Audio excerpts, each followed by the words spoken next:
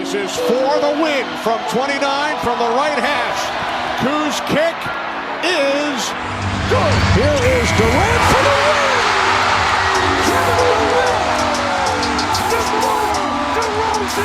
James for the win. It's gone. LeBron James at the buzzer.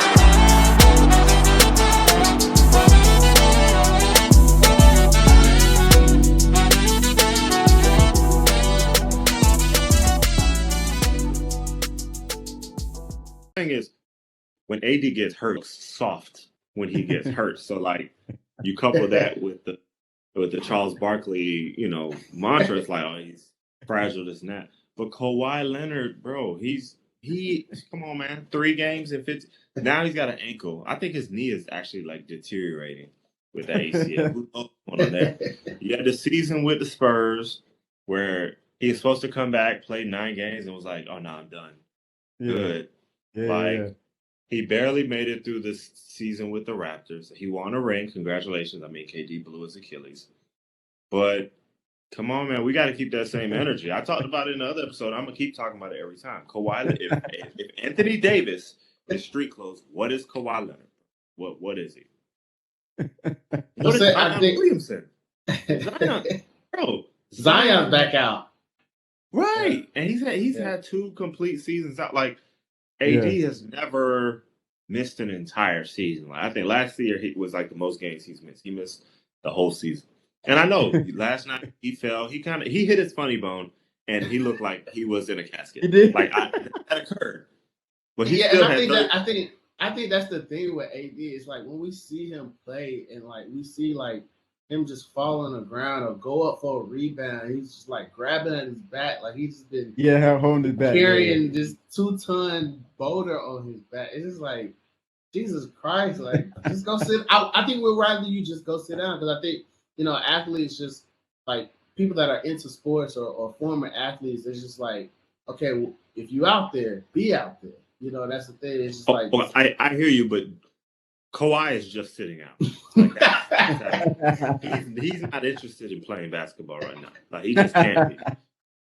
He's like, how are they I would hate going to be a teammate, dog. I would hate to be on the team with Kawhi, bro.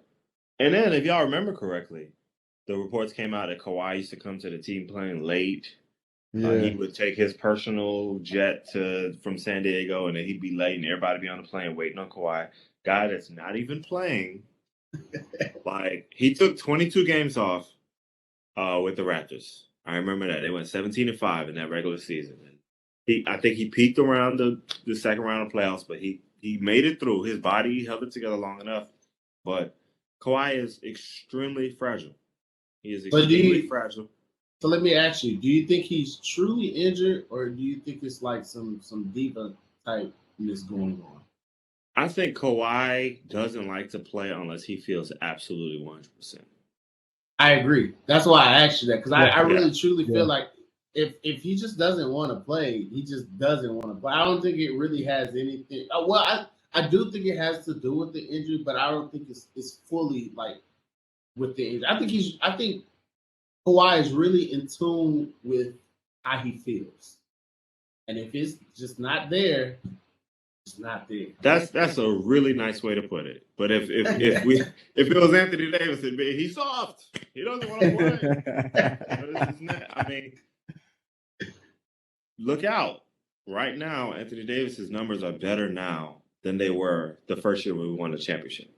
I'm not saying we're going to win a championship. Obviously not at 5-11. Right. But he's back to playing that type of basketball. And I have apology forms for everyone that I'm going to pass out. You can fax it to me. You can scan the PDF. To that point, though, I think that's the thing that we just want from AD. We want him to be that top 5, top 10 type of player when he's out on the court. Yeah. And because I think there's no higher than anybody. Yeah, I think there's no question that when we see Kawhi go out there and play, that he comes out and play when he does play. I think it's just where go ahead. I'm just saying, I hear you and I agree to a certain extent. However, the 2 or 3 games, maybe 4, that Kawhi's played this year, he came off the bench and he didn't get onto the floor. His first game back, he didn't play until like 5 minutes left in the second quarter. But continue. I hear what you're saying. Like, yeah, historically, when Kawhi's on the court, like he's balling. This is not and I think that's just what we want to see from AD. I think the other night he had like 39 and 20. Oh no! I mean, he's over 30 and 15 the last 4 games. Yeah. Last night was 37-21, 5 steals, 5 blocks. Yeah. But I also think part of it is, and I'm gonna go ahead and say it. Sometimes it's easier to play when LeBron's not on the court. That's what people are saying. All right, that's what people are saying. The Lakers are playing much better with LeBron not actually on the court. Like sometimes, because LeBron's first year, not his first year with the Lakers. His first year with the Lakers, was that. But his first year with AD, when he was running the point guard, I feel like he made life easier for everyone on the court. The last 2 years and the following year, more the same. But I feel like the last 2 years, he's really been playing like I'm a scorer. And there are so many possessions where LeBron dribbles 7 times, looks down, and does that little ugly step back, and he shoots 2 for 9 for 3 that night. And like the flow of the offense isn't great. Now, Russell Westbrook coming off the bench helps tremendously with that because it gives Russ more opportunity. And I do think Russ is still making some of the same mistakes, but we're seeing more good Russ than bad Russ. But like we're playing through AD right now. Sometimes we were like, AD's not being assertive enough, and I'm like, yeah, because LeBron's dribble. But AD needs the ball. AD needs the ball in his hand. You got to give your big man the ball. Like that's always been the case. Like last night, I think we could have gave him the ball a lot more than we did, and we probably would have been in better shape. But at the end of the day, smoke for Kawhi every time. Like I'm here to greet anyone. Let's talk about Kawhi. Kawhi street clothes. Leonard. Let's talk about Zion Williamson. Let's talk about the Golden State Warriors. Like they keep doing it every 4 or 5 games. We're gonna rest the starters, and they're doing it after losing like 2-3 games in a row. Like what's going on with the Warriors? Like have they won a game on the road yet? I think they have. Yeah, they won in Houston. I don't know, man. Honestly, I think. Go ahead. It's coming off a championship. I think it's just coming off a championship, man. I'm not gonna look too much into that right now. I'll give it to maybe about Christmas and see if we have like a small turnaround, and then I think I'll have a better, conclusion about what we can expect from the Warriors. I still think it's kind of early for them. Like I said, just coming off a championship, I think they're just like, oh, we'll get to the playoffs. We're not worried about that. Yeah. I mean, if y'all watched that interview with JJ Redick, Steph I watched the whole thing yesterday. But no, Steph said it. Trae Young said it a couple of years too, though. It's like if it's not the playoffs, it's hard to find that motivation. You know what I'm saying? Like somebody like Steph Curry, who's been in the finals 5 times in the past 8 years. You know what I'm saying? I mean, I lied. 6 times in the past 8. It's like they played so much basketball, so much meaningless basketball. It's like, dang. Meaningful basketball. Huh?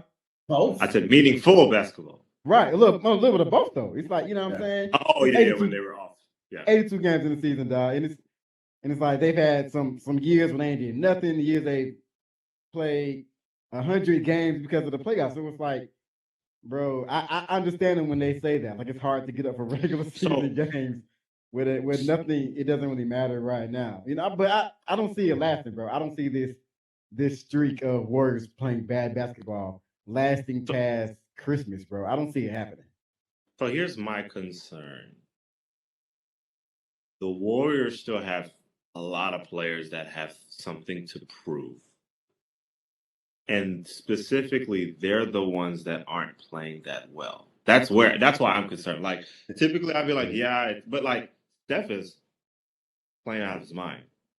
You know what I'm saying? Like, it's not like Steph isn't getting up for the games. He's probably playing the best ball of his career right now, at least statistically. And I think it's easy to say Draymond and Clay, you know, they're not getting up for the games, but like, might just be old. You know what I'm saying? Like, they might just be up there. Yeah. Poole got Well, paid. I think Draymond is age. I think Clay is just the injuries. I don't think we'll see old Clay ever again. Yeah, unfortunately. Yeah, like you'll see it here and there, but not consistent. Poole got paid. He also got punched, and he's not playing well since. Like, it's concerning. It's concerning when somebody gets paid and then like their game kind of backs up. But he also got punched. I don't know if that has anything to do with it. You know what I think is underrated though? They don't have Gary Payton Jr. anymore.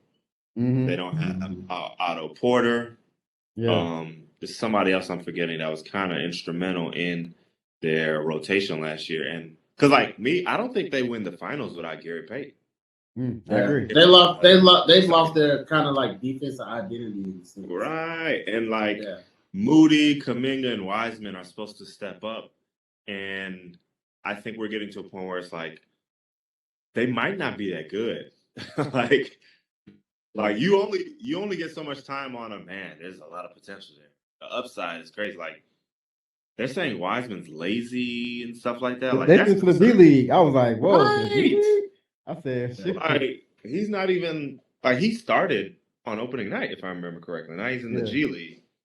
Kuminga, you know, everybody's calling for him to play in the finals, and now like he's not even in the rotation. Moody's done his thing, but like if they don't have that depth and defense, like I'm like y'all, I'm not gonna give up on the Warriors, but just based on what I've seen, like I'm very concerned because if those young guys don't step up, like it's kind of curtains for them. It's especially Poole. Poole's supposed to be the new Splash Brother, right? But he's not playing well this year. Pool party.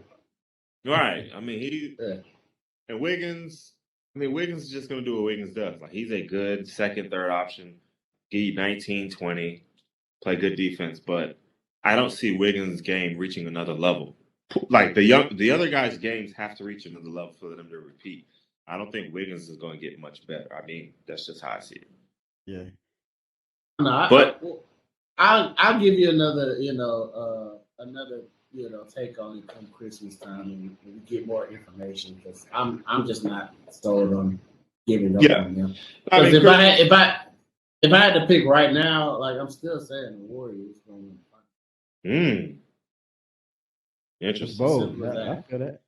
That's but I would not pick the Golden State Warriors right now. I know that's the Warriors need, bro. Good segue. The Warriors need white boys that can shoot. Hear me out. The Warriors need cats like Kevin Huerter and Larry Marketing. Hey. Okay, stop. You're going to say that again and just say the Warriors need shooters. Go ahead.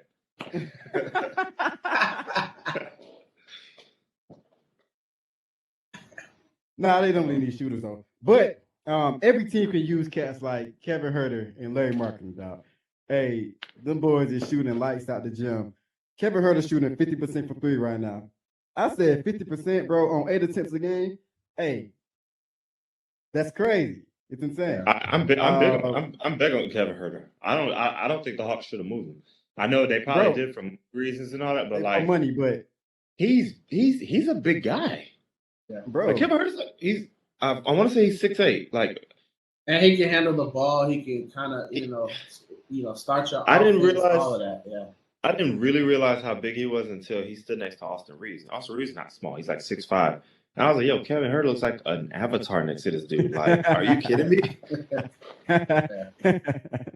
But yeah, bro. I would pick the Boston Celtics right now. You said you wouldn't? I would. Oh, you would? Okay. I would pick the Boston Celtics right now. Like, I just feel like they have, first of all, Jason Tatum, he's a guy. Yeah, he is. He is a guy. He's not a dude. He's a guy.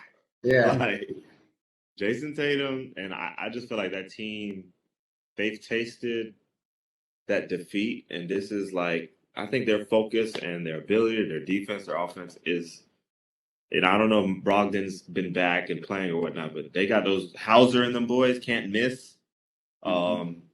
I think the Celtics are dangerous, man. I really do. And as a Laker fan, it pains me to say that, but they might get 18. Well, they'll probably get 18 before we do. But I would pick the Celtics right now. And it's crazy because everybody was writing them off because of the coach situation. Everybody at the beginning of the year, everybody wrote them off. It was like, nah, they're not gonna get back to the finals.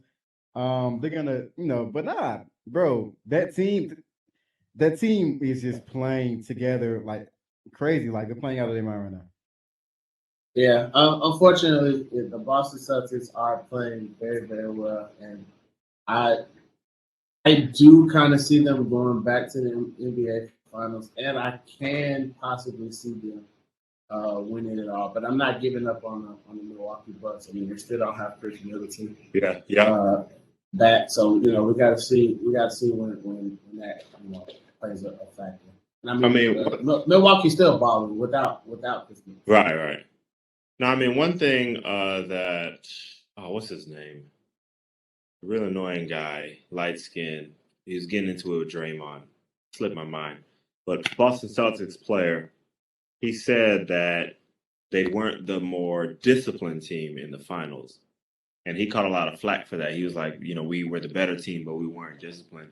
But to be honest with you, after 3 games, the Celtics did look like the better team than the Warriors. And it took superhuman Steph in Game 4 and superhuman Wiggins in Game 5 and then superhuman Steph. And then it took like the Boston Celtics. Like I felt like they were beating themselves at times. So they had a bunch of turnovers.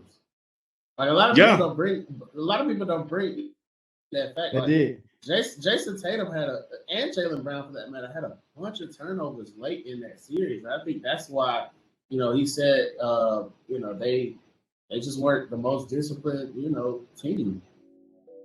And you can't turn over the ball on Golden State. I mean, they're gonna come back and, like I said, splash it on up and have a little pool party. Grant Williams, that's what it was. But all right, all that to say, Kawhi Leonard, I'm on your neck. And until you play, I'm going to find at least 30 seconds in every episode going forward. You will hear about Kawhi Street Clothes Leonard. We out. Let's go. Go Hawks. Thank you for joining us on the For the Win Vodcast. Make sure you follow us on IG at For the Win Vodcast, on YouTube at For the Win, on Apple Music, on Spotify. We are everywhere. For the win. And we out. Peace. Yes, sir.